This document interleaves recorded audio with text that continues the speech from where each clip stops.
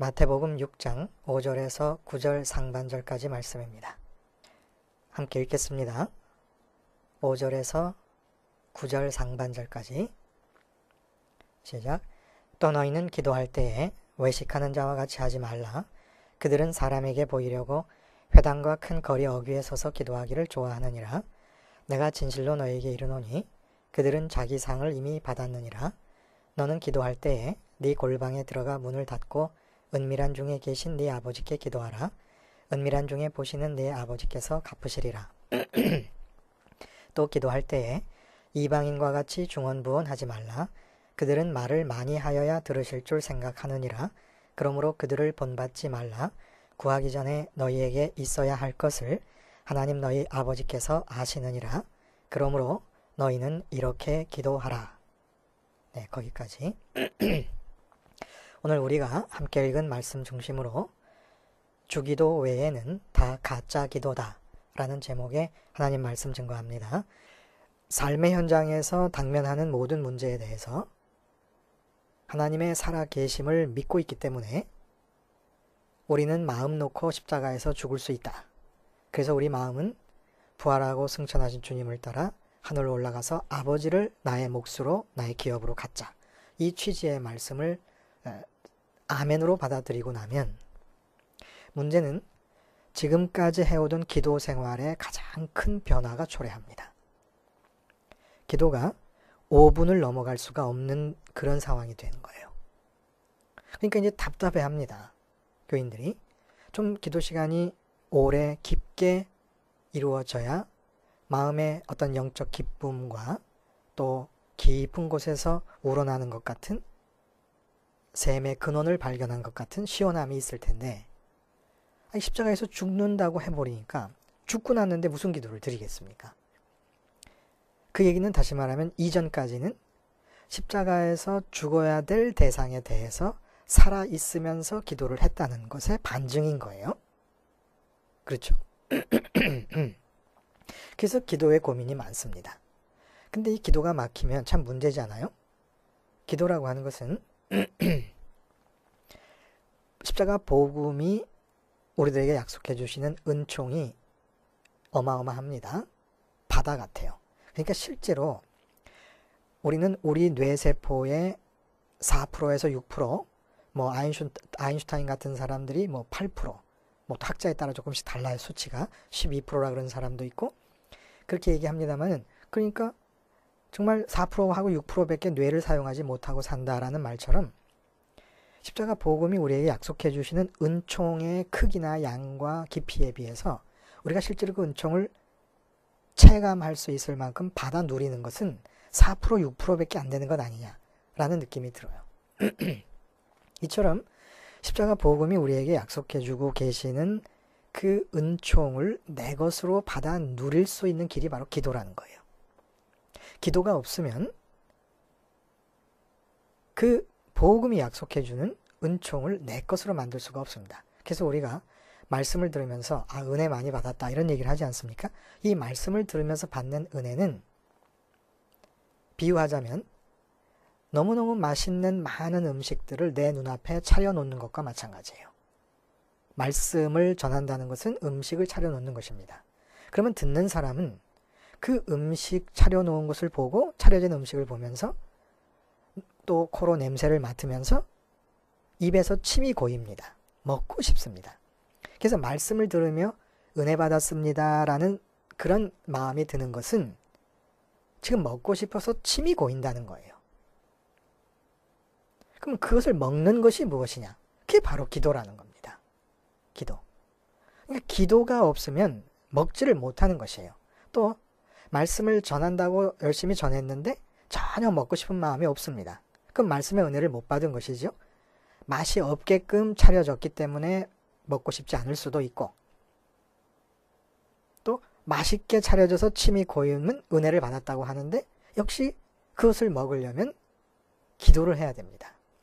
근데 이상한 것은 어떤 제목의 말씀을 듣든지 어떤 주제의 말씀을 듣든지 그 말씀의 내용을 먹고 싶어서 내가 직접 먹는 것이 기도인데 이 기도가 주기도 하나뿐이라는 거예요. 특이하지요. 응? 말씀과 기도의 관계에서 베드로가 우리 사도들은 말씀 전하는 일과 기도하는 일에 전념하리라 이렇게 말씀하지 않습니까? 근데 그 말씀을 전념하는 이유는 말씀을 듣는 사람이 있기 때문이 아니에요. 그러니까 말씀을 듣는 사람 입장에서 그 말씀의 내용이 먹고 싶어서 내 것으로 하고 싶어서 먹으려면 주기도의 과정을 거쳐야 된다는 거예요. 그 말씀의 제목은 다양하지 않습니까? 근데 그 다양한 제목으로 전해지는 말씀들을 다 내가 먹으려면 단 하나의 기도인 주기도를 통해 가능하다는 겁니다. 뿐만 아니라 말씀과의 관계에서뿐만 아니라 이 세상에서 우리가 생활을 해나가는 데 있어서도 삶에 많은 문제들이 있지 않습니까? 그러면 문제마다 다 성격이 다른 문제들이잖아요. 그럼에도 불구하고 그 문제를 계기로 기도를 드릴 때는 단 하나의 참 기도가 주기도라는 겁니다. 이 기도가 하나님의 뜻을 받들어서 주님께서 우리에게 가르치시고 허락하신 단 하나의 유일한 기도예요. 주님이 가르쳐 주신 기도 말고는 다 가짜 기도입니다. 그 점을 오늘 우리가 살펴보겠다는 거예요. 그러니까 주기도가 기도로서의 유일한 기도라는 겁니다. 우리가 그 기도를 드리고 기도가 유효한 응답을 받을 수 있는 기도가 되려면 주기도 하나밖에 없다는 겁니다. 그렇게 보면 우리가 참 엉뚱망뚱한 기도를 이제까지 드려왔던 거예요. 그래서 오늘은 기도로서 주기도의 유일성에 대한 이야기를 한번 같이 나눠보자는 겁니다. 그래서 복음이 약속한 그 바다 같은 은총을 4%, 6%만 누리다가 10%로 누리고 그 은총을 20%로 누리고 그 은총을 30, 40%로 누려가는 그런 은총에 넘치는 생활을 한번 해보자는 겁니다. 이 영적 야심인 거예요, 이게. 그리고 이 영적 야심은 하나님이 너무너무 기뻐하는 야심입니다. 아니, 독생자를 희생시키면서 준비해놓은 은총을 왜 그렇게 못 먹고 있느냐는 겁니다. 그게 주기도를 제대로 못하고 있기 때문에 그래요. 주기도가 유일한 기도라는 걸 모르고 있기 때문에 그렇고, 주기도가 유일한 기도라는 걸 모르고 있는 이유가 뭡니까? 우리가 주기도에 대해서 치명적으로 갖고 있는 오류들이 있다는 거예요. 생각의 오류가, 주기도문에 대한 이해의 오류가 있다는 거예요. 그래서 이 주기도의 유일성을 긍정적으로 설명해 나가기 전에 먼저 이 오류들에 대한 얘기를 좀 해보면 좋겠어요. 4가지가 있어요. 오류가 4가지. 먼저는 아마 제가 생각하기에는 가장 치명적인 오류가 아닐까 생각이 들어요. 오늘 우리가 읽은 본문 중에 제일 마지막에 9절 상반절의 내용, 주기도가 시작하기 바로 앞부분의 귀절 아닙니까? 그러므로 너희는 이렇게 기도하라. 이 구절에서 그러므로라는 단어와 이렇게라는 단어에 대한 이해가 주기도문에 대한 이해와 연결되어 있지 않다는 것이 주기도가 유일한 기도라는 걸 깨닫지 못하고 있는 가장 치명적인 오류라는 겁니다. 주기도가 왜 하나님이 허락하신 유일한 기도입니까? 그러므로 이렇게라고 하는 구절 속에 그 답이 들어있다는 거예요. 그러므로라는 것은 앞에 우리가 읽은 대로 위선자의 기도와 이방인 같은 마음으로 드리는 기도를 설명하신 뒤에 그러므로라고 말씀하신 거예요. 그러니까 그러므로라는 이 단어 속에 들어있는 의미는 위선자의 기도가 안 될 수 있으려면, 이방인 같은 마음으로 드리는 기도가 아닐 수 있으려면 이라는 의미가 담겨 있다는 겁니다. 이렇게라는 것은 그 위선적인 기도가 아니고 또 이방인 같은 마음으로 드리는 기도가 아니려면 어떻게 해야 되느냐라는 것을 가르쳐주고 계신다는 거예요. 그러니까 우리는 기도를 하려고 할 때면 언제나 주님이 보실 때, 하나님이 보실 때는 위선적인 상태이거나 우리 마음이 이방인과 같은 상태로 유지되고 있다는 것을 주님이 전제하고 하시는 말씀입니다. 내가 기도해야지. 그럼 이제 어디를 가서 기도를 하든지 기도를 하게 되면 이 위선적인 마음이거나 이방인과 같은 마음으로 지금 기도를 하겠다고 시작을 한다, 이런 얘기입니다. 그러므로 이 위선적인 마음이거나 이방인 같은 마음 둘 중에 어느 마음이거나 둘이 복합적인 마음으로 기도를 하려고 하기 때문에 그대로 기도하면 안 되고 이렇게 기도해라 라는 말씀인 거예요. 그래서 이 그러므로 이렇게라고 하는 이 단어에 대한 이해가 없으면 주기도를 올바로 이해할 수가 없고, 그래서 주기도가 기도로서 우리가 하나님께 드릴 수 있는 유일한 기도라는 것을 우리가 모르고 있는 겁니다. 그러므로 이렇게라는 단어의 의미를 주기도와 연결시키지 않고 있기 때문에. 근데 연결시키지 않을 수가 없잖아요. 바로 그러므로 이렇게 기도하라 라고 해서 주기도가 시작하는 거니까. 그 두 번째 오류는 이게 가장 보편적인 오류일 거예요. 이거는 첫 번째 그러므로 이렇게라는 단어의 의미를 모르니까 당연한 귀결로 나타나는 오류입니다. 뭐냐면은 하나님 이름이 거룩히 여김을 받으시라고 하는 것과 나라가 임하고 뜻이 임한다는 부분은 전반부로서 하나님과 그 나라를 위한 기도고, 후반부 우리에게 이러한 양식을 주옵시고부터 다만 악에서 구하옵소서까지는 개인의 신앙과 생활에 실제 필요한 내용들을 구하는 것이다라는 고정관념입니다. 이게 잘못된 거라는 거예요. 이렇지 않아요. 전반부와 후반부로 나눠지는 게 아닙니다. 그러니까 주기도는 형식적으로 표현을 하자면 나열식이거나 병렬식이 아닙니다. 철저하게 순차적으로 진행되는 논리성을 갖고 있습니다. 그러니까 표현해보면 이런 거예요. 주기도의 내용은 A이다, B이다, C이다, D이다 이런 식으로 지금 주님이 말씀하고 계시는 게 아니에요. 그리고 A 이꼴 B이다, C 이꼴 D이다, E 이꼴 F이다 이런 식도 아닙니다. 그럼 어떤 식이냐? A이다. 그래서 B이고, 또한 B이기 때문에 C이며 C이기에 D이다. 이런 식으로 내용이 이어져 나간다는 겁니다. 하나님의 이름이 거룩히 여김을 받으려니 그 나라가 임함과 뜻이 이루어짐이 필수적으로 뒤따라야 하고, 나라가 임하고 뜻이 이루어지려니 일용할 양식을 주심과 내게 잘못한 사람을 용서함이 필요하고 시험에 들지 않음이 필수적이며, 결국 이 모든 것이 하나님과 그의 나라를 위하는 기도이고, 나를 위해서 내가 기도할 수 있는 것은 단 한 가지, 악에 빠지지 않게 해달라는 것이라는 겁니다.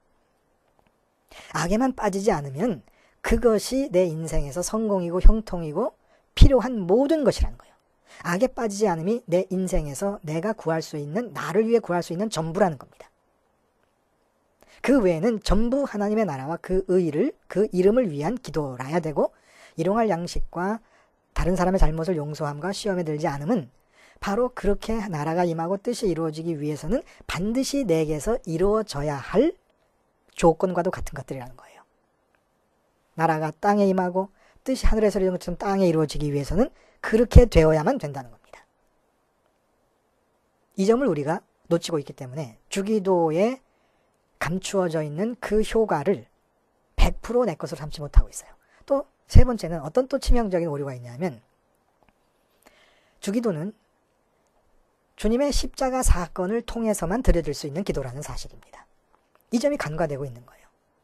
주님이 주의 기도를 가르쳐 주실 때는 당신이 이루실 십자가 복음을 통해서만 실제적으로 효력이 발휘될 수 있는 기도를 지금 가르쳐 주고 계시는 겁니다. 사도 바울은 그 십자가를 날마다 몸에 지고 다니고 날마다 죽는다고 하는데, 쉬지 말고 기도해야 된 그 내용들이 주님이 가르쳐 주신 기도와는 별도로 따로 놀 수가 있겠습니까?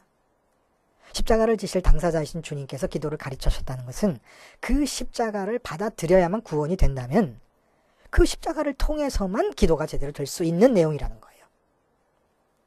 이 점이 간과되고 있어서 주기도의 가치가 평가절하되고 있다는 겁니다. 또 네 번째로는 하나님이 허락하신 유일한 기도이기 때문에 항상 기뻐하고 쉬지 말고 기도하고 범사에 감사해야 할 그때에 그 쉬지 말고 기도하기가 오직 주기도문 속에만 있는 내용으로 가능하다는 겁니다.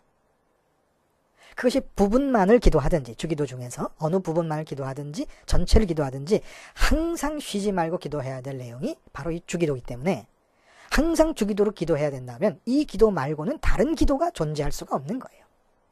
무슨 300페이지, 400페이지 되도록 기도에 관한 것을 쓸 필요가 없는 겁니다. 또 기도의 형식에 따라서 무슨 묵상기도니 명상기도니 관상기도니 뭐 아니면 무슨 금식을 뭐 며칠 동안 정해놓고 하는 기도니, 하여간 어떤 형식을 취하든지 간에 내용은 주기도가 아니면 가짜 기도입니다. 그래서 오늘 그 내용을 한번 살펴보자는 거예요. 응? 그러므로 저는 주기도, 주의 기도의 별명은 이렇게 붙일 수 있다 생각합니다. 그러므로 이렇게 기도. 주기도를 다른 말로 뭐라 그러느냐? 그러므로 이렇게 기도. 혹은 허락하신 유일한 기도. 우리가 조미료를 한참 그냥 미원이라는 말이 조미료라는 말과 같은 줄 알았어요. 그러니까 미풍이라고 하는 제품이 나올 때 이제 그것을 극복해야 되는 과제를 가진 거죠. 그 노래가 그렇잖아요. 조미료는 미원이에요. 맛을 내는 미원이에요. 뭐 이런 노래가 기억이 나요. 조미료는 미원이다. 그 지금 얼마나 많습니까? 뭐 멸치 다시다, 쇠고기 다시다, 무슨 뭐 이런 뭐 갖가지 조미료가 있는데 미원 하나뿐인 줄 알았어요. 그런 것과 마찬가지로 기도하면 그냥 주기도인 거예요. 주기도가 기도인 거예요. 그 내용을 살펴보자면 우선 그러므로부터 한번 봅니다. 그러므로가 가리키는 바는 말씀드린 대로 주님께서 외식하는 자의 마음과 이방인의 마음으로 드리는 기도를 염두에 둔 겁니다. 그러니까 주님께서 생각하시는 기도는 위선자의 기도가 있고 이방인의 마음으로 하는 기도가 있고 당신이 가르치신 주의 기도가 있을 뿐입니다. 근데 이 위선자의 기도와 이방인의 마음으로 하는 기도는 받아들여지지 않을 것입니다. 또 위선자와 이방인이 근원적인 깊이에서 보면 한 흐름에 있는 거예요. 그러나 구분이 될 수 있다는 거죠. 그래서 그 외식하는 자의 기도와 위선적인 기도, 그 이방인같이 중언부언하는 기도의 내용이 무엇인가를 보면 왜 주기도가 유일한 기도인가를 알 수 있다는 겁니다. 너희는 기도할 때 외식하는 자와 같이 하지 말라. 그들은 사람에게 보이려고 회당과 큰 거리 어귀에 서서 기도하기를 좋아하느니라. 진실로 진실로 너희에게 이르노니 그들은 자기 상을 이미 받았느니라. 그럼 어떻게 기도합니까? 기도할 때 골방에 들어가 문을 닫고 은밀한 중에 계신 아버지께 기도하라. 은밀한 중에 보시는 네 아버지께서 갚으시리라. 여기서 핵심은 외식이에요. 외식하는 마음. 외식하는 마음의 한 일례를 들었을 뿐이에요. 근데 외식하는 마음은 그렇게 바리새인들처럼 사람이 많은 광장이나 길 어귀에서 기도하는 것만으로 나타나는 게 아니라 그것은 하나의 일례라는 겁니다. 그러면 외식한다는 것은 위선을 말하는 건데 도대체 하나님께 기도드릴 때에 우리 마음이 어떻게 하면 위선적인 마음이 되는 겁니까? 그건 위선적인 신앙생활을 하고 있기 때문에 기도도 위선적인 기도가 되는 거죠. 어떻게 하면 선민에게 위선적인 신앙과 위선적인 기도가 가능해집니까? 그 말씀을 우리가 계속 반복하는 거예요. 이사야와 예레미야 선지자를 통해서 반복하는 말씀입니다. 입으로 하나님을 부르지만 마음으로는 하나님을 좋아하지 않는 상태. 이게 바로 위선인 거예요. 그러므로라는 구조를 기억해야 되는 이유는 주의 기도를 함에 있어서 반드시 먼저 나를 진단해 보아야 되기 때문입니다. 나를 진단하는 없이 그냥 곧바로 기도에 들어가면 반드시 위선적인 기도를 드리고 있는 중일 거라고 주님은 말씀하시는 거예요. 그러니까 내가 하나님 아버지라고 부르면 하나님의 이름이 갖는 특성상 그 이름이 가리키는 하늘에 계신 하나님을 좋아하지 않으면 다 위선이라는 거예요. 우리가 이 세상에서도 그렇지 않습니까? 실제로 마음은 돈을 좋아하면서 입으로는 윤리를 얘기합니다. 윤리가 가장 중요한 것이다. 이게 위선인 거예요. 입으로 하나님을 얘기했으면 마음으로 하나님을 제일 좋아해야 되는데 마음에는 돈을 좋아합니다. 근데 입으로는 하나님을 부르고 있는 거예요. 이게 위선이라는 거예요. 마음에는 건강해서 오래 사는 것이 최고라고 생각하면서 입으로는 하나님을 부르고 있는 거예요. 그러니까 돈은 있다가도 없고 없다가도 있어요. 건강도 있다가도 없고 없다가도 있어요. 크고 작은 세상의 성공과 형통도 있다가도 없고 없다가도 있어요. 인간관계의 원만함과 성공적인 어떤 관계도 있다가도 없고 없다가도 있어요. 이 세상 모든 것들은 예외 없이 내가 좋아하는 것이든 싫어하는 것이든 다 있다가도 없고 없다가도 있습니다. 그러나 당신의 손으로 나를 직접 지으시고 내 목숨을 붙잡고 호흡을 허락하고 계시는 하나님은, 예수님 때문에 내 아버지가 되신 그 창조주 하나님은 내게 있다가도 없고 없다가도 있는 분이 아니십니다. 항상 제일 가까이 계신 분이에요. 그러니까 성공이나 형통이나 부흥이나 돈이나 건강이나 인간관계의 성공이나 각종 명품이나 여행 취미, 하다못해 컴퓨터 게임 등등이 아니라 진짜 하나님 자신을 마음으로 좋아한다면 지금 기쁘지 않을 리가 없다는 거예요. 왜냐하면 좋아하는 것이 있을 때 기쁜데, 그렇지 않습니까? 기쁨이라는 건 뭐예요? 내가 좋아하고 내가 사랑하고 갖고 싶은 것이 있을 때 기쁨이 생기는 거잖아요. 근데 우리는 이런 온갖 하나님 아닌 것들을 마음으로 좋아해서 그것들로부터 기쁨과 만족을 기대하면서 입으로는 하나님의 이름을 담고 있다는 겁니다. 이게 바로 위선이라는 거예요. 하나님을 믿고 하나님을 섬기는 거 어렵게 생각할 필요 없습니다. 예수님이 오늘 본문과 이어지는 마태복음 6장 24절에서 분명히 밝혀두십니다. 너희가 하나님과 재물을 겸하여 섬기지 못한다. 하나님 섬기기가 뭐예요? 하나님 믿는 게 뭐예요? 재물 섬기는 것과 똑같다는 겁니다. 우리들 마음이 돈을 좋아해요. 돈을 아까워해요. 돈 많이 벌고 싶어 해요. 그리고 돈의 위력을 믿어요. 그럼 하나님은 어떻게 믿는 것입니까? 하나님 돈 좋아하듯이 좋아하면 돼요. 하나님을 돈 아까워하듯이 그분의 뜻을 아까워하면 돼요. 그분의 뜻이 안 이루어질까 봐. 하나님을 많이 벌고 싶어 하면 돼요. 하나님과 많이 친해지는 거죠. 하나님의 힘을 돈의 힘처럼 믿으면 돼요. 이게 하나님 섬기는 거예요. 또 우리가 섬기는 것이 비단 돈뿐만이 아니에요. 너희가 배우자와 하나님을 겸하여 섬기지 못하느니라. 너희가 자식과 하나님을 겸하여 섬기지 못하느니라. 너희가 인류대학과 하나님을 겸하여 섬기지 못하고 너희가 회사의 승진과 너희가 건강과 너희가 명품과 하나님을 겸하여 섬기지 못한다. 그래서 기도할 때 골방에 들어가 문을 닫고 은밀한 중에 계신 아버지께 기도하라는 얘기는 골방에 들어간다.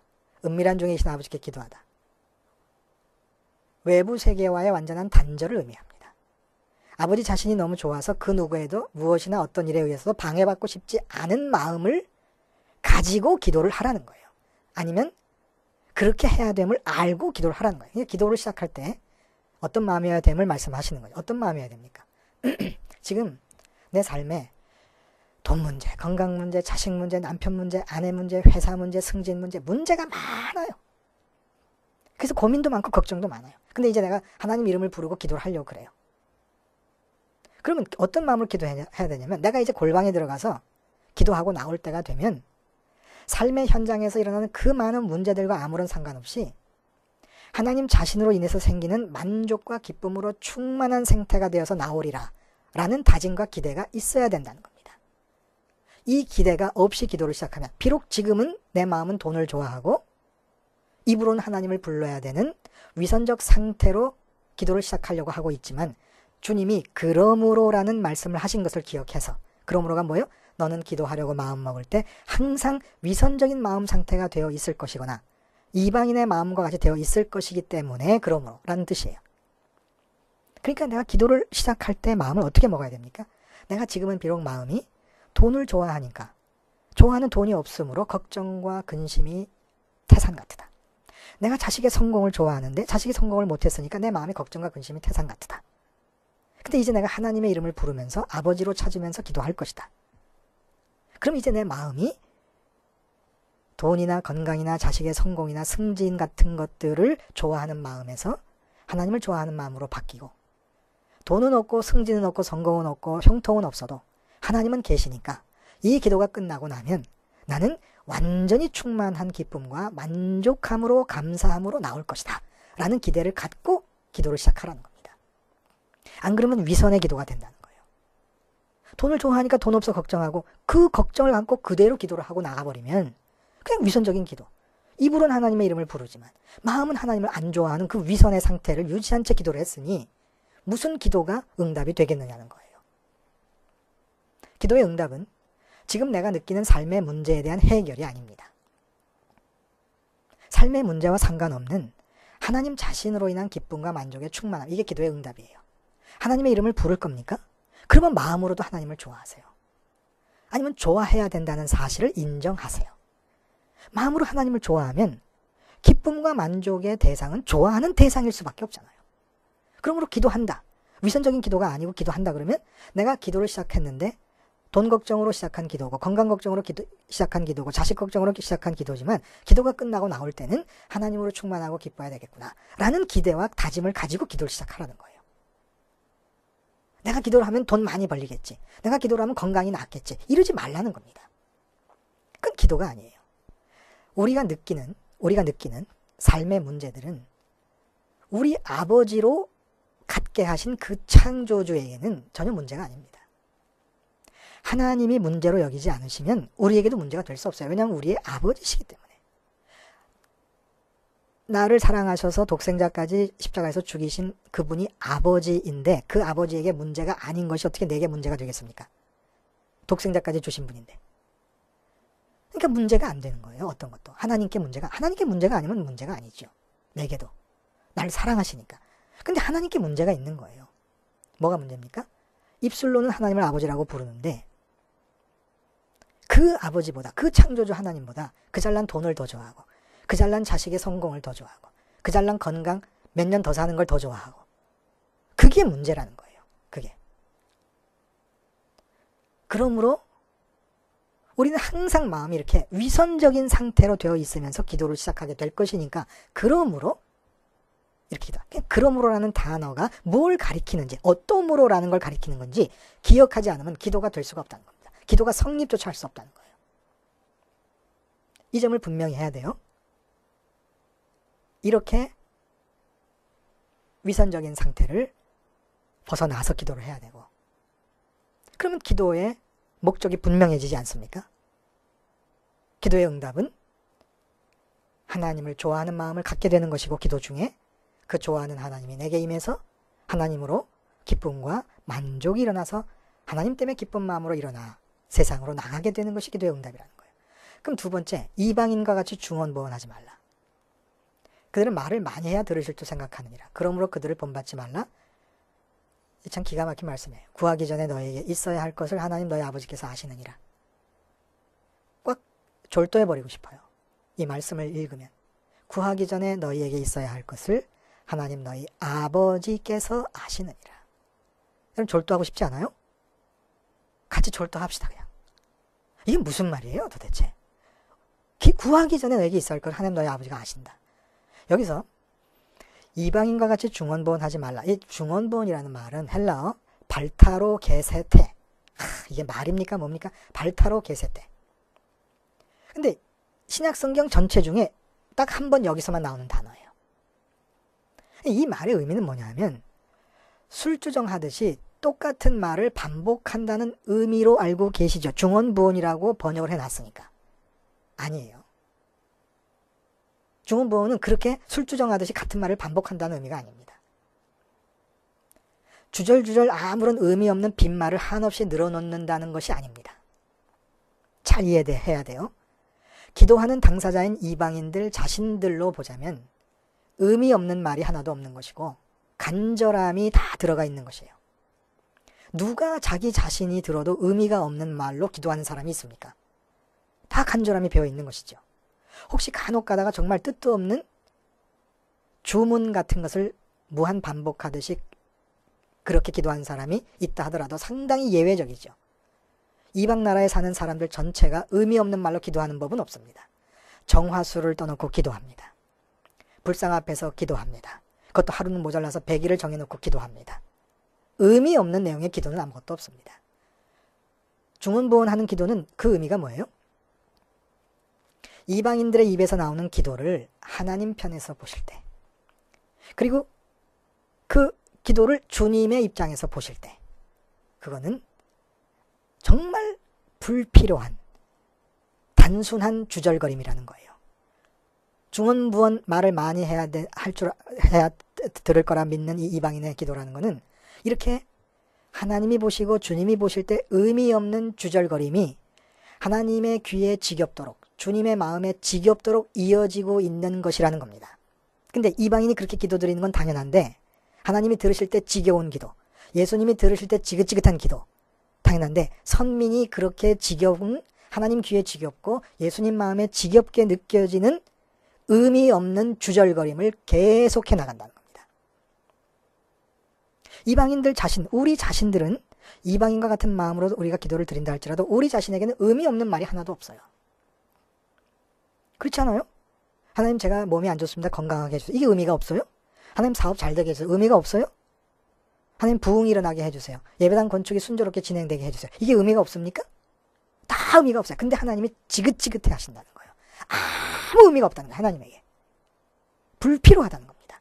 왜 그러실까? 너희 아버지께서 구하기 전에 있어야 할 것을 아시느니라. 그러니까 우리 인간이 하나님의 이름을 부르며 드리는 기도가 하나님에게 새로운 프로젝트나 제안이 될 수 없다는 겁니다. 하나님이 나의 기도를 통해 드려지는 제안을 통하여 비로소 내 삶의 문제를 고려하시고 곰곰이 생각하시면서 승낙 여부를 결정하시는 것은 있을 수 없는 일이라는 겁니다. 이미 하나님은 내 삶의 모든 크고 작고 세밀한 영역에 대해서 알고 계시고 계획하고 계시고 소원하고 계신다는 거예요. 근데 그런 하나님을 지금 여기 살아계신 분으로 믿지 않는 이방인들은 자기 삶의 문제에 대해 가지고 있는 판단과 생각과 소원과 계획 등 이 모든 것이 이미 다 하나님에게 있다는 사실을 모른 채로 입으로 꺼내고 있다는 겁니다. 그러니까 하나님이 이 세상에 지어서 살도록 내려보내신 사람에 대해서 어느 한순간 예외 없이 계획과 생각을 갖고 계신데 그 똑같은 문제에 대해서 피조물인 인간이 판단하고 생각하고 계획하고 소원하는 것들을 한없이 늘여놓는 거예요. 얼마나 지긋지긋하시겠습니까? 한마디가 필요가 없는 말인 거예요. 한마디가. 너무너무 불필요한 중언이고 쓸모없는 부언이에요. 그게 중언 부언이에요. 근데 우리 선민이라고 입에서 하나님의 이름이 나오는 이 선민이라는 사람들도 이방인과 같은 마음으로 되어 살고 있다가 그렇게 내 문제에 대해서 내 판단, 내 생각, 내 계획, 내 소원을 그대로 가지고 와서 하나님의 이름을 부르면서 기도하기 시작한다는 겁니다. 그러니까 그 이방인과 똑같은, 이방인과 다른 게 뭐예요? 내게 필요한 것을 아시고 계획하고 계시고 세밀한 부분까지 하나님이 모르고 계시는 부분이 없는 그분을 아버지로 모시는 우리들이 그런 아버지가 없어서 자기가 생각하고 자기가 판단하고 자기가 이끌어 가야 된다고 믿고 있는 이방인들과 같은 마음을 가지고 하나님께 나와서 기도를 한다는 겁니다. 예를 한번 들어봐요. 자동차 부품의 숫자가 25,000개 정도로 평균, 자동차마다 다르겠지만 25,000개 정도로 생각을 합니다. 근데 그 25,000개의 부품이 정말 머리털 끝만큼의 빈틈도 없이 다 이렇게 조합이 돼 있어요. 짜맞춰져 있어요.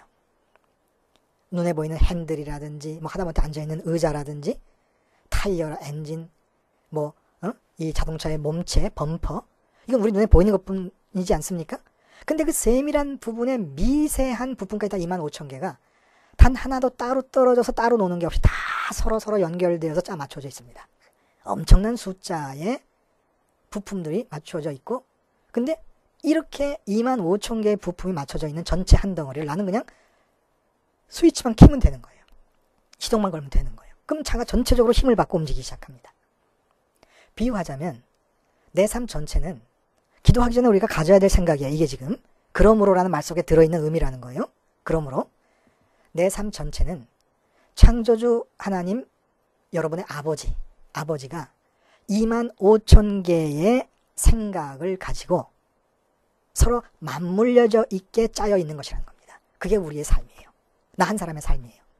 내 신체 속에 있는 오장육부 사지 백체 하나하나에 대한 그 사지 백체를 이루고 있는 세포 하나하나에 대한 하나님의 생각으로부터 시작해서 가족을 포함한 내 삶의 모든 인간관계 한 번 만나고 말 사람이든 10번 만나든 평생 같이 가야 되든 그 모든 인간관계까지 내가 하는 일, 내 직업, 내 취미, 내 휴가, 내 여행, 내 결혼, 내 연애, 나의 삶에서 일어나는 모든 일들에 대해서 하나님은 생각을 갖고 계신다는 겁니다.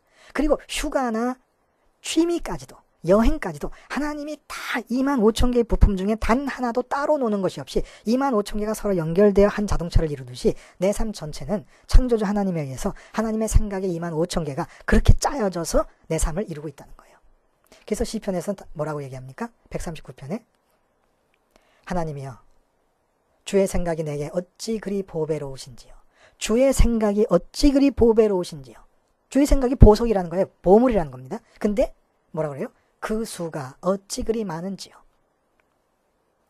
하나님이여 주의 생각이 내게 어찌 그리 보배로우신지요. 그 수가 어찌 그리 많은지요. 내가 세려고 할지라도 그 수가 모래보다 많도소이다.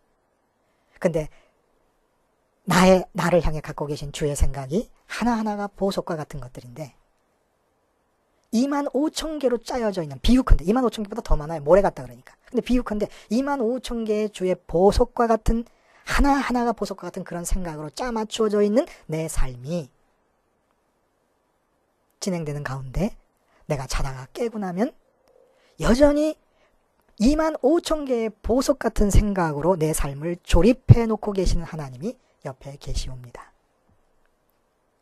그러니까 이방인과 같은 기도는 어떤 것이냐면, 여러분, 내가 삶의 문제에 대해서 주의 보배로운 모래알같이 많은 생각이 있다는 것을 망각하고 그 삶의 문제들에 대해서 내 생각을 가지고 기도를 한다는 것은 이런 것과 똑같은 거예요.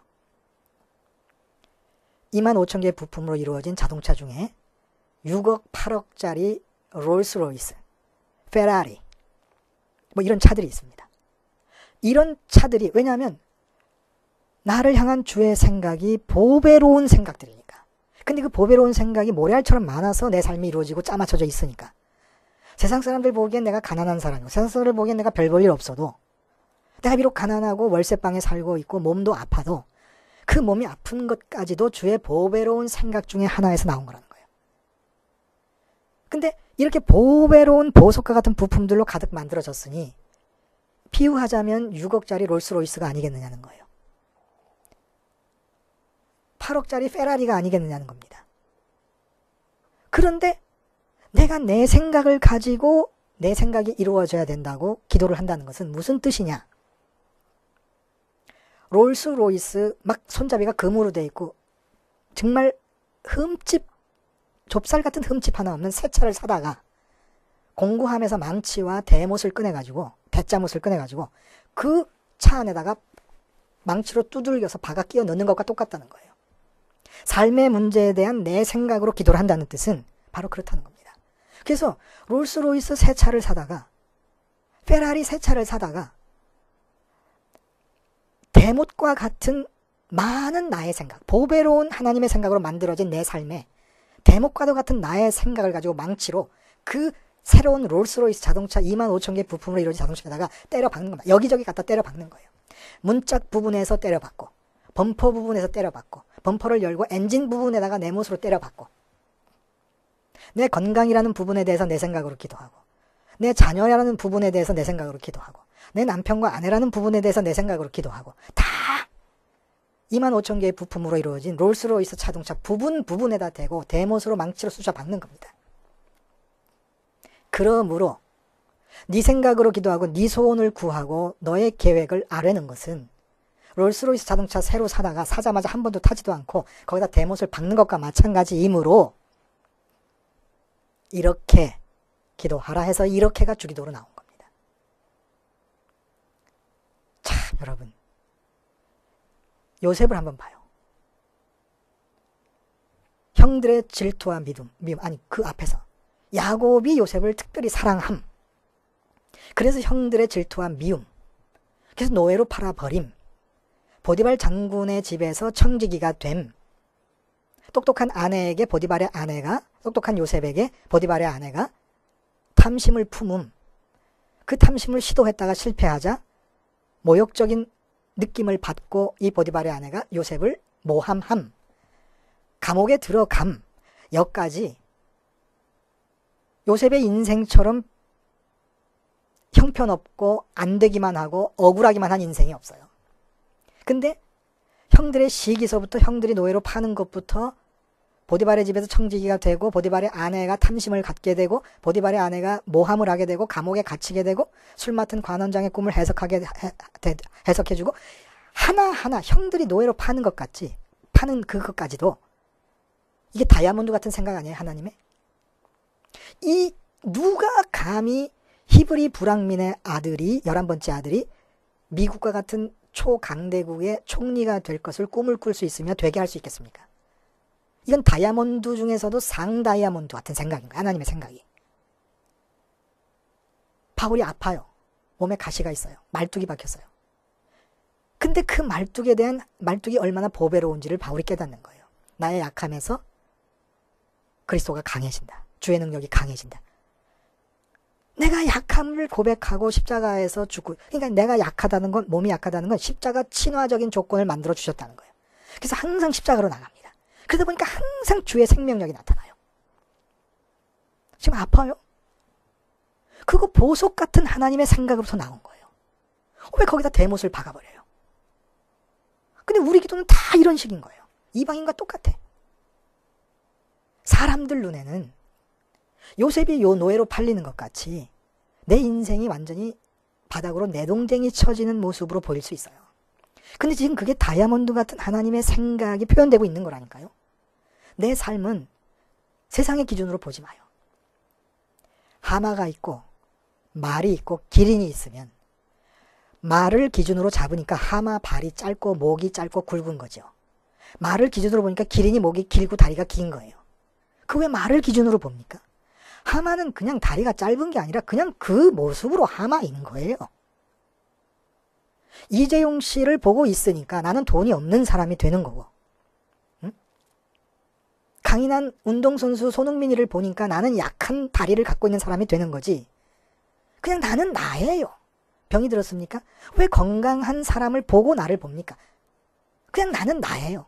나는 세상의 기준과 상관없이 롤스로이스예요. 페라리예요. 하나님이 갖고 계신 25,000개의 보석 같은 주의 생각이 얼마나 보배로운지요. 그 생각이 많토소이다. 그 주의 생각이 무슨 생각이겠어요? 나에 대한 생각이죠. 괜히 하나님이 하늘에서 공상하고 계시겠습니까? 나에 대한 생각이. 그러니까 지금 세상의 눈에는 아프고 실패하고 안 됐고 뭐 이 많은 기준을 가지고 적용하면서 우리는 계속 하나님의 보석 같은 부품들을 만들어진 내 생의 롤스로이스에 그냥 내 생각에 못을 박아버리고 있는 겁니다. 그 왜 그러냐는 거예요. 그러므로 이렇게 기도하라. 그래서 주기도문의 구조가 굉장히 논리적입니다. 논리적이라고 하는 측면은 아까 대강 말씀드렸습니다만은 그러므로라는 단어에서도 나오는 거예요. 처음 기절이 뭡니까? 그러니까 주기도문에서 가장 기본 골격은 두 번의 그러므로 두 번의 이렇게입니다. 첫 번째 그러므로는 위선자의 마음으로 기도를 드리게 되니까 내 마음이 입으론 하나님을 찾고 부르지만 좋아해서 기쁨과 만족은 딴 데서 기대하고 있는 이런 위선적인 마음으로 드리니까 어떻게 해요? 이름이 하늘에 계신 우리 아버지여 이름이 거룩히 여김을 받으시오며 라고 기도하라 라는 거예요. 위선적인 마음이 있다. 그러므로 하늘에 계신 우리 아버지여 이름이 거룩히 여김을 받으시오라고 기도해라. 또 너희가 이방인과 똑같이 너의 생각이라는 대못을 가지고 하나님의 보배로운 생각으로 짜맞춰진 롤스로이스의 망치를 갖고 때려 박으려고 하니까 그러므로 어떻게 해요? 나라가 임하옵시며 뜻이 하늘에서 이루어진 것 같이 땅에서도 이루어지이다. 오직 보배로운 보석 같은 하나님의 뜻만 이루어지면 되겠습니다. 그 뜻이 내게 어떤 방식으로 나타나 내가 감옥으로 가는 것이든 내가 노예로 팔려가는 것이든 어떤 방식으로 사도 바울처럼 내 몸에 말뚝 같은 가시가 박히는 것이든 어떤 방식으로 나타나든지 전체가 롤스로이스를 이루고 있으니까 전체가 페라리라는 차처럼 아름다운 모습을 이루고 있으니까 거기에 내가 대못을 박지 않으려면 하나님의 뜻이 이루어지이다 라는 기도 말고는 드릴 기도가 없다는 거예요. 자, 여러분, 위선적인 마음으로 드리는 기도, 이방인의 마음으로 드리는 기도를 빼놓으면 그 다음에 어떤 기도를 드릴 수 있겠습니까? 세상에 기도가 존재하지 않아요. 그러니까 이방인이 드리는 모든 기도는 하나님이 들을 수가 없는 기도예요. 선민 중에 위선적인 기도는 하나님이 들을 수가 없는 기도예요. 이 두 기도 빼놓으면 아무 기도도 없어요. 주기도 하나 남는 거예요. 주기도 빼놓으면 모든 사람들이 위선적인 기도이거나 이방인 같은 마음으로 드리는 기도이거나 두 개의 마음을 같이 갖고 드리는 기도이거나 이 기도 말고는 위선적인 기도, 이방인 같은 기도 말고는 기도가 없지요. 무슨 기도가 있어요? 그러니까 기도는 주기도문밖에 없고 허락하신 유일한 기도가 주기도문이라는 거예요. 그래서 다음 시간에는 그 내용을 한번 살펴보고 이제 진짜 주기도를 쉬지 않고 기도함으로써 골방에 들어가서 주기도로 밤이 맞도록 기도하고 쉬지 않고 기도하는 주기도, 밤이 맞도록 오래오래 기도할 수 있는 주기도에 대해서 우리가 한번 알아보자는 거예요. 다음 주일날. 그래서 복음에 약속된 은총의 은총은 계속 10%에서 20%, 20%에서 30%, 40%로 40%에서 60%로 확장시켜 나가자는 겁니다. 그리고 그렇게 은총이 확장되거들랑 혼자 기뻐하지 마시고, 목사님 제 은총이 30% 확장됐어요, 40% 확장됐어요, 연락이라도 한번 주세요. 같이 기뻐하게. 기도하시겠습니다. 하나님 아버지, 십자가를 허락하시고 십자가의 은총을 언약으로 묶어주시고 그것들을 내 것으로 삼을 수 있도록 유일한 단 하나의 기도까지도 허락해 주셨사오니 감사를 드리옵나이다.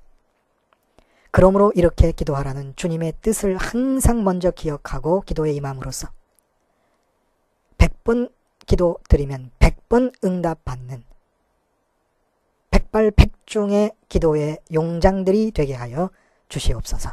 예수님의 이름으로 기도드리옵나이다. 아멘.